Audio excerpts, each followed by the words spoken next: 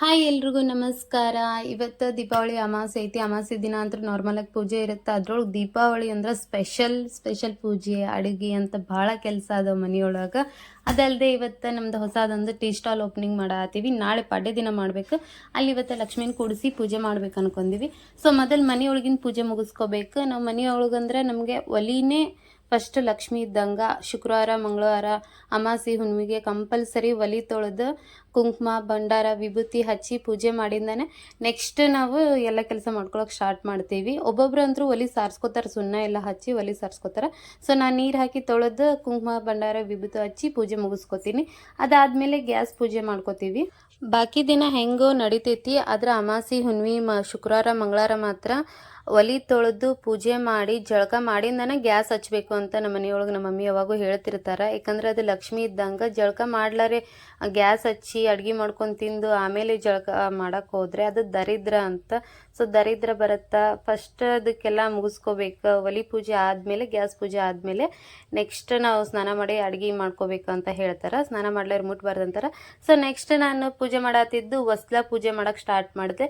ವಸ್ಲಾನು ಲಕ್ಷ್ಮಿನೇ ಅಂತಾರೆ ನಮ್ಮ ಮನೆಯೊಳಗೆ. ಒಲಿ ವಸ್ಲ ಇವೆಲ್ಲ ಲಕ್ಷ್ಮಿನೇ. ವಸ್ಲ ಅಂದ್ರೆ ಈ ಬಾಗ್ಲದ ಕೆಳಗಿನ ಭಾಗಕ್ಕೆ ನಾವು ಏನು ಒರ್ಸಾತೀನಲ್ಲ ಇದಕ್ಕೆ ವಸ್ಲ ಅಂತ ಕರಿತೀವಿ ನಾವು. ಈ ಬಗ್ಗೆ ಅಂತೂ ಸಣ್ಣವ್ರಿದ್ದಾಗಿಂದ ನಮ್ಮ ಮನೆಯೊಳಗೆ ಎಷ್ಟು ಹೇಳಿ ಎಷ್ಟು ಕಟ್ನಿಟ್ಟಾಗಿ ಬೆಳೆಸ್ಬಿಟ್ಟಾರೆ ಅಂದ್ರೆ ಯಾವಾಗೂ ನಾವು ಸಣ್ಣವ್ರಿದ್ದಾಗಿಂದ ವಸ್ಲ ಸ್ವಲ್ಪ ಒದಿಯೋದು ತುಳಿಯೋದು ಏನಿಲ್ಲ. ಕಾಲಂತರೂ ಬಡಿಸೋದೇ ಇಲ್ಲ. ಅದಕ್ಕೆ ಯಾವಾಗೂ ದಾಟ್ಕೊಂಡೇ ಅಡ್ಡಾಡಬೇಕು ಅಂತ ಹೇಳ್ಯಾರ. ಯಾಕಂದ್ರೆ ಲಕ್ಷ್ಮಿ ಅಂತ ಕಾಲು ಬಡಿಸ್ಬಾರ್ದು ಅಂತಾರೆ. ಸೊ ದಾಟ್ಕೊಂಡು ಅಡ್ಡಾಡ್ಬೇಕಂತ ನಾನು ನನ್ನ ಮಕ್ಳಿಗೂ ಅದನ್ನೇ ಹೇಳ್ತೀನಿ. ಅವು ಸಣ್ಣ ಹೋಗ್ತಾವೆ, ಏನು ಗೊತ್ತಾಗಲ್ಲ. ಅದ್ರ ಮೇಲೆ ಹೋಗಿ ನಿಂದ್ರೋದು, ಅದು ವಸ್ತ್ರದ ಮೇಲೆ ಕುಂದ್ರೋದು ಜಾಸ್ತಿ ಮಾಡ್ತಿರ್ತಾರೆ ಮಕ್ಕಳು. ಸೊ ಹೇಳಬೇಕು ಅದು ಈಗ ಕಲಿಸಿದ್ರೆ ನಾವು ಮುಂದವ್ರು ಕಲ್ಕೋತಾರೆ. ಸೊ ಈಗಿಂದ ಹೆಂಗೆ ಹೇಳ್ತೀವಿ ಅದನ್ನೇ ಮುಂದವರು ಅಳವಡಿಸ್ಕೋತಾರ. ನಾನಂತರೂ ನನ್ನ ಮಕ್ಳಿಗೆ ಈಗ ಹೇಳ್ಕೊಡ್ತೀನಿ ಅದು ಲಕ್ಷ್ಮಿ ಇದ್ದಂಗೆ. ಸೊ ಅದು ಕಾಲು ಬಡಿಸ್ಬಾರ್ದು, ಅದ್ರ ಮೇಲೆ ಕೂಡಬಾರ್ದು ಅಂತ ಹೇಳ್ತಿರ್ತೀನಿ.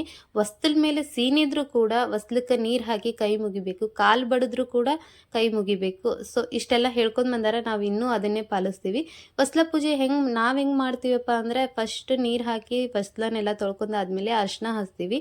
ಅರ್ಶಿನ ಹಚ್ಚಿ ಕುಂಕುಮ ಭಂಡಾರ ಎಲ್ಲ ಹಚ್ಕೊಂಡು ಮುಂಚೆ ಎಲ್ಲ ವಿಭೂತಿ ಹಚ್ತಿದ್ವಿ. ಈಗ ಏನಾಯ್ತು ಸ್ವಲ್ಪ ಚಂದ ಕಾಣಲಿ ಅನ್ನೋದಕ್ಕೆ ರಂಗೋಲಿ ಹಾಕ್ತೀವಿ.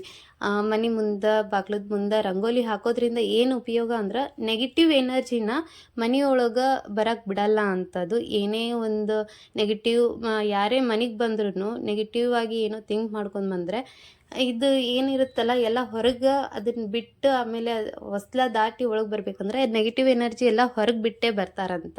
ಸೊ ಹೀಗೆಲ್ಲ ಸಂಪ್ರದಾಯ ಐತಿ. ಅದ್ರ ಸಂಬಂಧ ಮನೆ ಮುಂದೆ ಯಾವಾಗೂ ರಂಗೋಲಿ ಹಾಕಬೇಕು, ಆಮೇಲೆ ಹೊಸ್ಲ ತೊಳಿಬೇಕು ಅಂತ ಹೇಳ್ತಿರ್ತಾರೆ. ನಮ್ಗೆ ಹಿಂಗೆ ಹೇಳ್ಯಾರ. ಸೊ ಇದನ್ನೇ ನಾವು ಪಾಲಿಸ್ಕೊಂಡು ಬರತ್ತೀವಿ, ಇನ್ನೂ ನಡೆಸ್ತೀವಿ, ಮುಂದೂ ನಡೆಸ್ತಾನೆ ಇರ್ತೀವಿ. ಇನ್ನು ದೀಪಾವಳಿ ಅಂದ್ರೆ ಬಾಗ್ಲಕ್ಕೆ ತೋರಣ ಇರಲೇಬೇಕು. ಬಾಗ್ಲಕ್ಕೆ ಅದು ಚೆಂಡುವಿನ ತೋರಣ ಮೇನ್. ದೀಪಾವಳಿ ಅಂದ್ರೇ ಚೆಂಡು. ಈ ಹಬ್ಬದಾಗಂತೂ ಇಷ್ಟು ಕಾಸ್ಟ್ಲಿ ಇರ್ತಾವಲ್ಲ ಹೂವು, ಸಾಕಾಗೋಗುತ್ತೆ. ರೇಟ್ ಕೇಳೋದಕ್ಕೆ ಆಗಲ್ಲ, ಅಷ್ಟು ಕಾಸ್ಟ್ಲಿ ಆಗಿರ್ತಾವೆ. ಸೊ ಒಂದೊಂದು ಹಾರ 60-70 ರೂಪಾಯಿಗೆ ಹಿಂಗಿದ್ದವು. ನಾವು ಹಂಗಂತ ಏನು ಮಾಡಿದ್ವಿ, KG ಲೆಕ್ಕಕ್ಕೆ ಚೆಂಡು ತೊಗೊಂಡು 4 KG ತೊಗೊಂಡ್ವಿ. 4 KG ಚೆಂಡು ತಂದು ಮನೆಯೊಳಗೆ ಎಲ್ಲದಕ್ಕೂ ಚೆಂಡುವಿನ ಹಾರನೇ ಮಾಡಿಬಿಟ್ಟು ದೇವರು ಕೂಡ ಚೆಂಡುವಿನ ಏರಿಸಿ. ಅಂದರೆ ದೀಪಾವಳಿಗೆ ಅಷ್ಟೇ ಅಲ್ಲ, ದೇವರಿಗೆಲ್ಲ ಚೆಂಡು ಬಾಗ್ಲಕ್ಕೆ ಅದು ಚೆಂಡು ಹಾಕೋದು ನಾವು. ಸೊ ಇವತ್ತೊಂದು ದಿನ ಚೆಂಡುವಿಂದನೇ ಜಗಮಗ್ ಅನಿಸ್ಬಿಡೋಣ ಅಂತೇಳಿ ಚೆಂಡು ಹಾಕಿ ಫುಲ್ಲು ಗ್ರ್ಯಾಂಡಾಗಿ ಮಾಡಿದ್ವಿ. ನಾವಿನ್ನೂ ಗುಡಿಗೆ ಹೋಗಬೇಕಿತ್ತು. ಕಲರ್ ಎಲ್ಲ ತುಂಬೋದು ಲೇಟ್ ಆಗುತ್ತಾ ಅಂಥೇಳಿ ಸಿಂಪಲ್ಲಾಗಿ ವೈಟ್ ರಂಗೋಲಿಲೇನೆ ರಂಗೋಲಿ ಹಾಕಿದ್ದೆ. ಹಬ್ಬದೊಂದು ಕಳ ಬರಲಿ ಅಂಥೇಳಿ ಅದೆಲ್ಲ ಮುಗಿದ್ಮೇಲೆ ಮನೆಯೊಳಗೆ ಪೂಜೆ ಮಾಡ್ಕೊಂಡೆ. ಪೂಜೆ ಎಲ್ಲ ಹಿಂಗೆ ಸಿಂಪಲ್ಲಾಗಿ ಪೂಜೆ ಮಾಡಿದ್ದೆ ನೋಡ್ರಿದ್ದು ಬೆಳಗಿನ ಜಾವ. ನಾವು ಮನೆಯೊಳಗೆ ಲಕ್ಷ್ಮಿ ಇಡಲ್ಲ. ಸೊ ಹಾಗಾಗಿ ಸಿಂಪಲ್ಲಾಗಿ ಅಮಾವಾಸ್ಯೆ ಪೂಜೆ ಹೆಂಗಿರುತ್ತೆ ಹಂಗೆ ಮಾಡಿದ್ದೆ. ಸದ್ಯಕ್ಕೆ ಎಡೆ ಮಾಡಿದ್ದಿಲ್ಲ ಇನ್ನೂ ಅಂಥೇಳಿ 2 ಬಾಳೆಹಣ್ಣು ಇರಿಸಿ ಪೂಜೆ ಮುಗಿಸ್ಕೊಂಡೆ.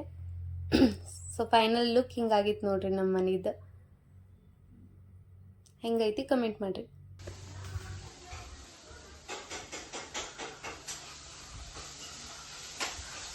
ಏನು ಚಿನ್ನು ಏನು ಮಾಡತ್ತೆ? ಉಪ್ಪಿಟ್ಟ ಹಬ್ಬದಾಗ ಹೋಳಿಗೆ ಉಣಿಸ್ತಾರ, ನೀನೇನು ಉಪ್ಪಿಟ್ಟು ತಿನ್ಸಕತ್ತಿ? ಬೆಳಗ್ಗೆ ಹೋಳಿಗೆ ಬೆಳಗ್ಗೆ ತಿನ್ನಿಸ್ತಾರೇನ? ಮಧ್ಯಾಹ್ನ ಹೋಳಿಗೆನೂ ಮಾಡ್ತೀನಿ, ಮಧ್ಯಾಹ್ನ ಮಾಡ್ತೀನಿ. ಅದು ಹೋಳಿಗೆ ಫಸ್ಟ್ ದೇವ್ರಿಗಿಟ್ಟು ಎಡಿಗಿಟ್ಟು ಆದ್ಮೇಲೆ ನಿನಗೆ ಕೊಡೋದು. ಇದೆಲ್ಲ ಮುಗಿಬೇಕಂದ್ರೆ ರಾತ್ರಿ ತನ ಉಪವಾಸ ಇರ್ತಿ. ಅದಕ್ಕೆ ಈಗ ಉಪ್ಪಿಟ್ಟು ಮಾಡ್ಕೊಡ್ತೀನಿ. ಉಪ್ಪಿಟ್ಟು ತಿನ್ನು. ಮಧ್ಯಾಹ್ನ ಸ್ವಲ್ಪ ಅನ್ನ ಸಾರದ ಏನಾರು ಮಾಡ್ಕೊಡ್ತೀನಿ. ಅದಿಷ್ಟು ತಿಂದ ಮೇಲೆ ಹೋಳಿಗೆ. ಓಕೆ ಓಕೆ ಓಕೆ ಓಕೆ ಮಾಡಿ ಮಾಡಿ ಟಿಫಿನ್ ಎಲ್ಲ ಮಾಡ್ಕೊಂಡು ನಾವು ನೆಕ್ಸ್ಟ್ ಗುಡಿಗೆ ಹೋದ್ವಿ. ಯಾವ ಗುಡಿಯಪ್ಪ ಅಂತಂದರೆ ಗಜೇಂದ್ರ, ಅಲ್ಲೆಲ್ಲ ಗುಡ್ಡ ನೋಡಿದ್ರೆ ಗೊತ್ತಾಗುತ್ತಾ ಗಜೇಂದ್ರಗಡ ದುರ್ಗಮ್ಮಗ. ಸೊ ದರ್ಶನ ತೊಗೊಂಡು ಅಲ್ಲೇ ಸ್ವಲ್ಪ ಹೊತ್ತು ಕುಂತ್ವಿ. ಬಾಳೆಹಣ್ಣು ಕೊಟ್ಟಿದ್ರು. ಅವ್ನು ನಮ್ಮ ಪಾಪುಗೆ ಬಾಳೆಹಣ್ಣು ಭಾಳ ಇಷ್ಟ, ಬೇಕು ಅಂತ ಅನ್ನತ್ತಿದ್ದ. ಆದ್ರೆ ಕಾಯಿ ಇತ್ತದ. ಈಗೇನು ಬೇಡಪ್ಪ, ಮನೆಗೆ ಹೋಗಿದ್ದ, ಇಲ್ಲ ನಾಳೆ ತಿನ್ನುವಂತೆ ಅಂತ ಹೇಳಿದೆ. ಅವ್ನು ಅದಕ್ಕೆ ಅಳಾಕತ್ಬಿಟ್ಟ, ಬಾಳೆಹಣ್ಣು ಬೇಕು. ನೆಕ್ಸ್ಟ್ ವಿಡಿಯೋ ನೋಡ್ರಿ, ಬರೀ ಬಾಳೆಹಣ್ಣು ಹಿಡ್ಕೊಂಡೆ ನಿಂತಾನೆ, ಅದೇ ಬೇಕು ಅಂತೇಳಿ ಅವನು.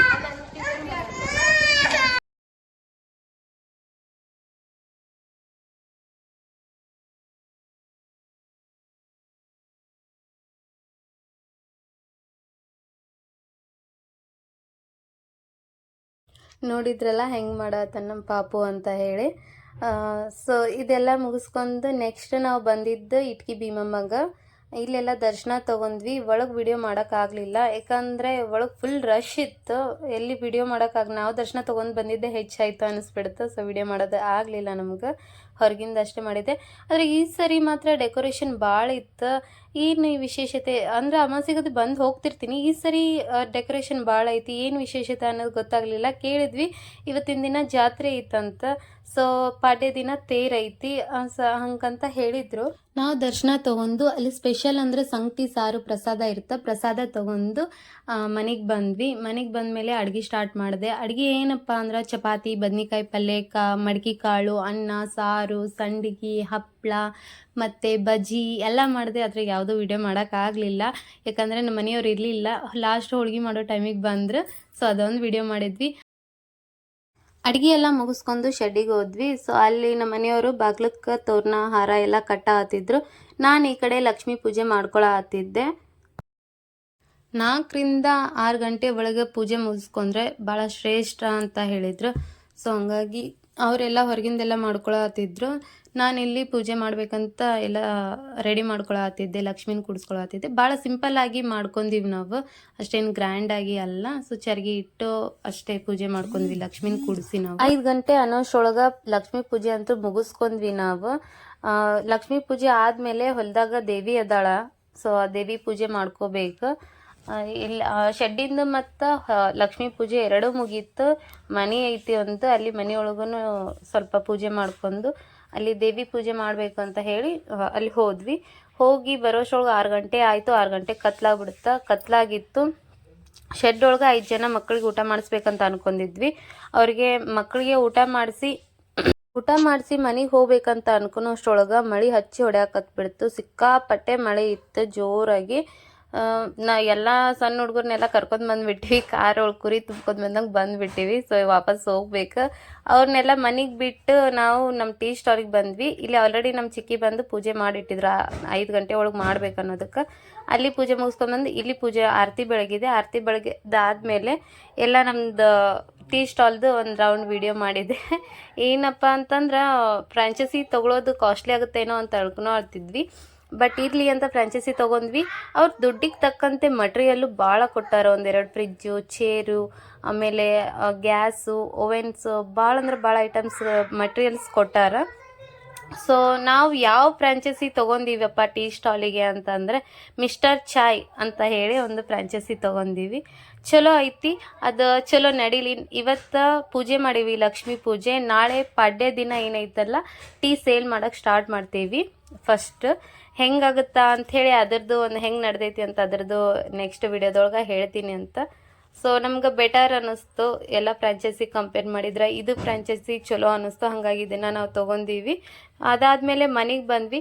ಬೆಳಕಿನ ಹಬ್ಬ ದೀಪಾವಳಿ. ದೀಪ ಹಚ್ಚಲಿಲ್ಲ ಅಂದರೆ ಆ ದೀಪಾವಳಿಗೆ ಒಂದು ಕಳೆನೇ ಇರಲ್ಲ. ದೀಪ ಮತ್ತು ಪಟಾಕ್ಷಿ ಇರಲೇಬೇಕು.